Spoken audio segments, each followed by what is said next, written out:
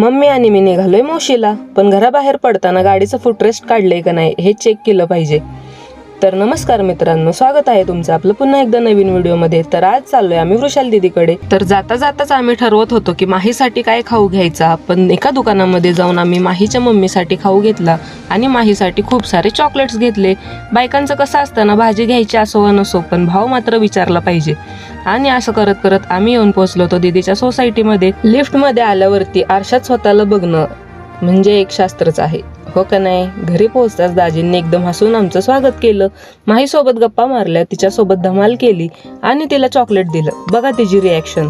माऊला दे की. माऊ कुठे? दे चल दे. माऊ कुठे? नाही नाही नाही नाही माऊ चिवताई दे. नाही नाही नाही नाही दे ना. नाही नाही नाही नाही. हे बघ, वाव. या आजीने सवय लावली आता चॉकलेट. माहीने तर मला काही चॉकलेट दिलं नाही. त्यानंतर सगळ्यांनी मिळून गरमागरम चहा आणि टोस्टवर मस्त ताव मारला. खरं तर या मोशी ट्रिपचा खरा उद्देश म्हणजे माझा फोटोशूट होता, पण आमच्या कॅमेरामॅनने त्याच्या क्लिप्सच घेतल्या नाही. असो, परत निघायला अंधार झाला होता आणि बाहेर प्रचंड थंडी सुटली होती. थंडी वाजते म्हटल्यावर मम्मीने लगेच स्वतःचा रुमाल काढून मला दिला.